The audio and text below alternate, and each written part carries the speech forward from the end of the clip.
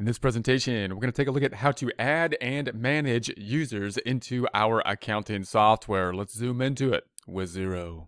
Here we are in our Get Great Guitars company dashboard within Xero. We're now going to go into the settings once again. We are in the Get Great Guitars file. Remember, this is the test file. We're not in the demo file. We're in the test file here. While we're in this test file, Get Great Guitars, we're going into the settings. We're going to be going back into the settings. I'm going to make this a little bit larger, holding down Control, zooming up again to that one, like the 125. 150 is a little too much. We're going to be in the general. We're looking at the users where it says add, remove, modify users of this organization. That's where we want to be.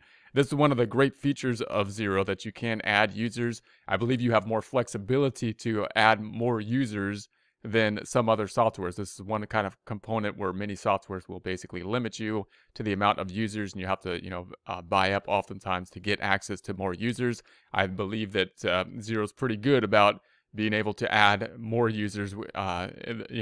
Very, very good compared to other softwares in terms of how many users you're going to be basically adding. So you want to think about how many users you're going to have within the organization, how many people need to be accessing the software, what kind of limitations you want on it, what type of internal controls you're going to have. Typically, you're going to want to have at least the bookkeeper dealing with it, and then you're going to want to assign an accountant as well. And that's going to be the minimum, and most softwares will basically allow that. You have the accounting software if it's a cloud-based software, and the accountant. But if you want more users than that to be integrated or acting in the software at the same time, or having some more sophistications in terms of multiple people in there having different roles within the software, that's when the cost can go up depending on the software as you add more users. I believe Xero is pretty competitive in that range of things. So obviously we have the current users here. So you have the current users, and we're in the current users tab within the users section. You can then look at the login history. This can help you to see how much time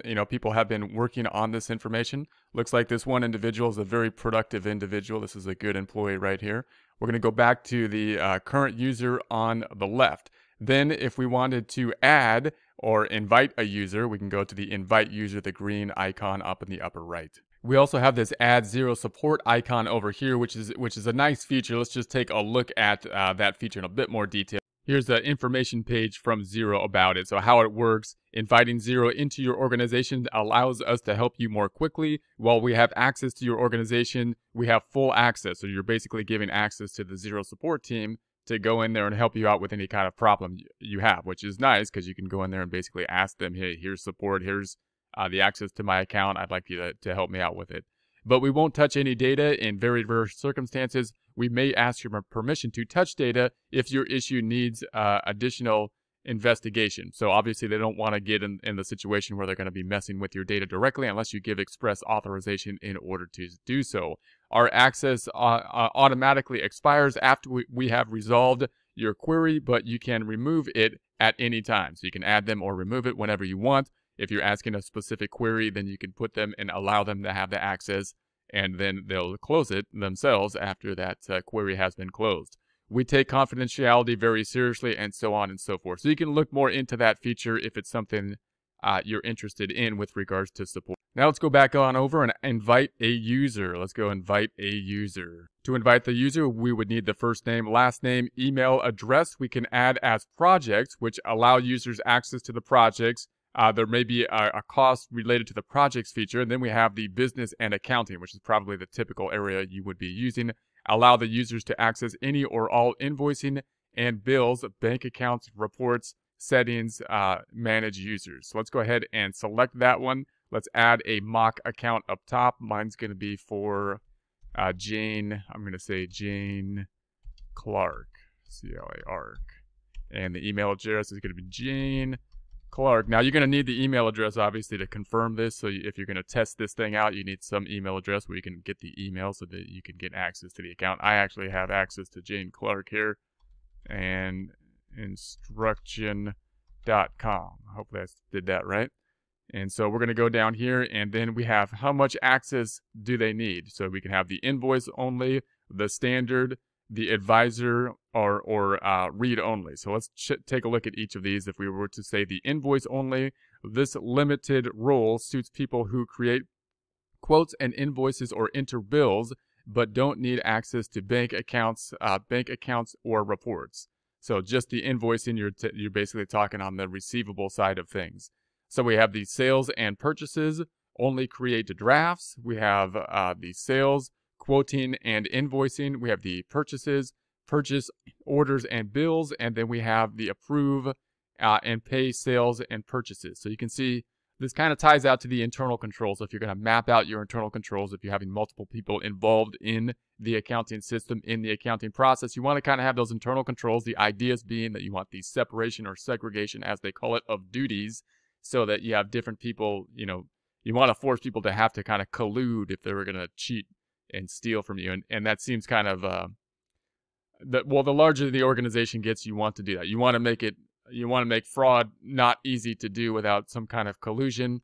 And that's just responsible thing to do if you're able to do that, because it removes the temptation. Even if you fully trust all of your employees, you just, remove the temptation of having fraud by, mainly separation of duties, and you're able to do that more so with multiple people as you grow and add multiple people, and then you can separate the duties in this kind of fashion. Let's go to the standard one this time. This rule suits business owners and admin staff that manage the day-to-day business and accounting. So understand user rule details. You got more information here that you can go to that link for. Sales and purchases is all checked off here. They also have the bank accounts and balances. So we have the reconcile and edit statement lines, non-cash coding, or we have the bulk reconciliation and statement line editing, and then we have the can add and edit bank account details held for customers and suppliers. So you have a decent amount of flexibility in terms of assigning things here. So we have the reports,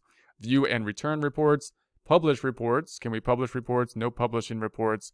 And then the edit settings, manage users, can invite users. So you could check off and have them invite users as well. Then we can go to the advisor role. This role has full access and includes advanced accounting features. It's ideal for accountants and bookkeepers. So this is going to be the, almost the full access type of role that you're going to have here. So we have the sales and purchases, bank account balances, bank account admin, can add and edit bank account details held for customers and suppliers. We've got the reports, the publishing reports, the set lock dates, edit settings, and the manage users all set up. So this is going to be the heavy duty role as the advisor. And then the read only. And this is nice if you want to, let's read it first. This role has full access but can't add or make changes. It suits company directors, trustees, and auditors. So the sales and purchases, read only. The bank accounts and balances, read only. Bank account admin, so the reports are read only. And that's great because if you have someone you're saying, hey, this person, I want them, they're on possibly the board of directors or some other individuals. I want them to be able to read the reports. I want them to log in. I don't want to have to email the reports to them, possibly. I would like them to go in and generate their own reports, but I don't want them messing with the data. I don't want them messing anything up. Right?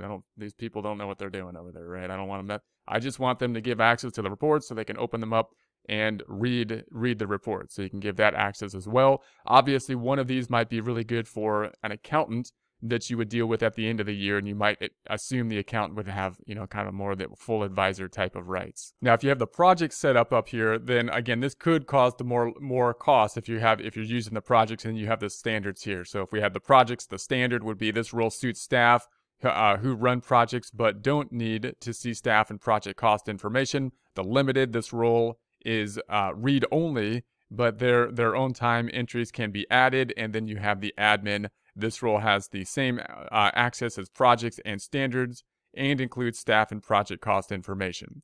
So so that would be if you're using projects possibly for like a job costing system for like construction possibly or something like that.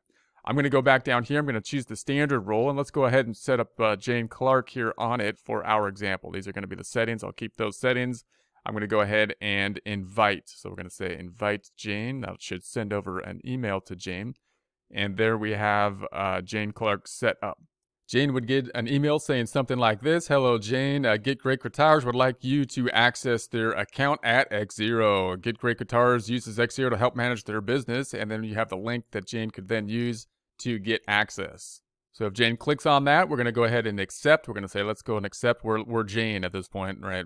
Did I spell it? We're actually, And I'd say, hey, you spelled my name wrong. It should be Jane. And then Clark. And then here's the email. And then she could set up her password. And we pushed pause and we read all the terms as we pushed pause there. So we're going to say check that off. Or I took them over to Jane. Jane read all the terms. And we have access to set this up. Now, I didn't set the password up correctly. We need 8 characters. We have now successfully entered a password, and now we are in Get Great Guitars as Jane. So now we have Jane in here, and obviously we're logged in on our, basically the admin dashboard as well. So you can have multiple users in here, multiple users doing multiple different things, and you can assign roles as you do that.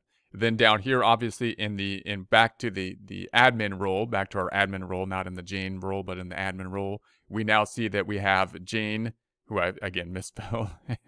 Okay, I could probably fix that, but I'll keep that for now. And then we have our admin information. If we want to edit this information, we select the 3 dots to the side, and then we can change permissions, or we can delete. So I'm going to go ahead and change the permissions. And here we're back into this screen where we have the projects and the business accounting, and we can go back in here and change permissions for the users of our accounts as we go. So it's again pretty nice. The user interface and the amount of users that you can have and the flexibility to add different roles within Xero is a plus in Xero, and it's something that's comparable and typically comparatively on the Xero favor side of things with other types of software.